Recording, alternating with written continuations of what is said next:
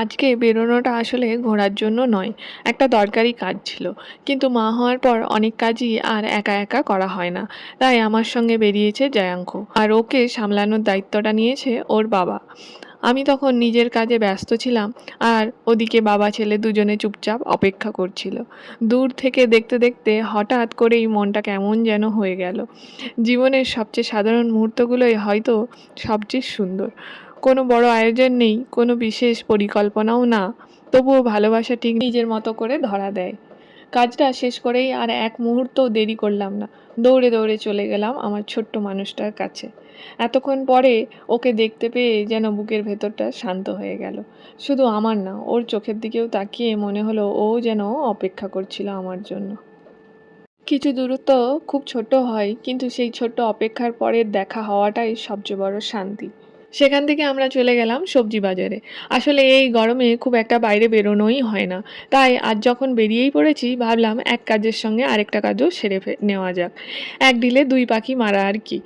তাই দু একটা দরকারি সবজি নিয়ে নিলাম। আর সবজি দোকানের পাশেই চোখে পড়লো আখের রস। এই গরমে আখের রস দেখলেই লোভ সামলানো সত্যিই কঠিন।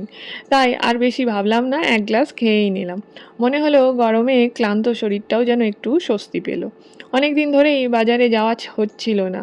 কখনো সময় মেলেনি, কখনো অন্য কাজ। তাই ফলও বাড়িতে খুব একটা আনা হচ্ছিল না। আজ বেরিয়েছি যখন, ভাবলাম সব কিছুই নিয়ে নেওয়া যাক। আর একটা জিনিস এই গরমে না খেলে কি চলে? আম। কিন্তু মজার ব্যাপার হলো, এই পুরো গরমে এখনো পর্যন্ত ভালো করে আম খাওয়াই হয়নি। একবার এনেছিলাম, কিন্তু এতটাই টক ছিল যে খেয়ে মজাই পেলাম না।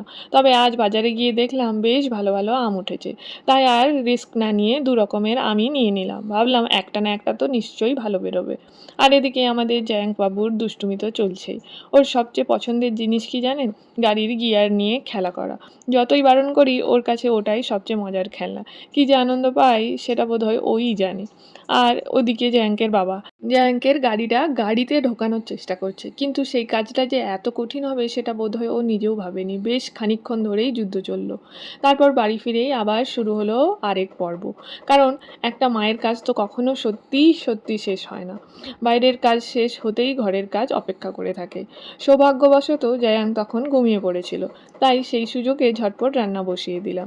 যদিও 1 মিনিটের জন্যও বসে থাকার সময় পাইনি, কারণ বেলা অনেকটাই হয়ে গেছিল। আর সামনে তখনও জয়াঙ্ককে খাওয়ানো, স্নান করানো, একের পর এক কাজ বাকি। তাই সবার আগে রান্নাটাই শেষ করে ফেললাম।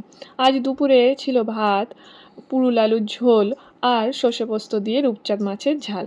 গতবার রুই মাছ খেয়েছিলাম, তাই আজ একটু টেস্ট চেঞ্জ করলাম। পেঁয়াজ, আদা, রসুন কিছুই দিইনি, শুধু টমেটো, সর্ষে আর পোস্ত দিয়ে ঝটপট রান্না। আর সত্যি বলতে কি, রান্নাটা বেশ ভালোই হয়েছে। এরপর কাটা হলো সেই আমগুলো। আর আম দেখেই জ্যাঙ্কের উৎসাহ দেখার মতো ছিল। ওর তো অরেঞ্জ আর ইয়েলো রং খুব পছন্দ। তাই আমটা দেখেই ওর কৌতূহল, এটা কি, কেমন, খাওয়া যায় নাকি, এরমই ভাবছে হয়তো। আজ প্রথমবার জয়াঙ্ক আম টেস্ট করলো। আর অবাক করার মতো একটা বিষয় হলো, ওকে জোর করে খাওয়াতেই হলো না। নিজের থেকেই বেশ মজা করে খেতে শুরু করলো। জানেন, তখন আমার কেমন যেন লাগছিল। কারণ আমি নিজেও ছোটবেলা থেকে আম খুব ভালোবাসি, আজও ভালোবাসি। আর আজ যখন আমার ছোট্ট মানুষটাকে আমার মতো করেই আম খেতে দেখলাম, তখন মনে হলো সময় যেন কত দ্রুত চলে যায়। মায়েদের সুখ হয়তো এমন ছোট ছোট মুহূর্তেই লুকিয়ে থাকে। যখন নিজের প্রিয় জিনিসটা নিজের সন্তানেরও প্রিয় হয়ে ওঠে, তখন মনটা অদ্ভুত এক তৃপ্তিতে ভরে যায়। সেই অনুভূতিটা ভাষায় বোঝানো সত্যিই কঠিন। যাই হোক, আজকের এই দিনটা এমনই ছোট্ট ছোট্ট মুহূর্তে ভরা ছিল।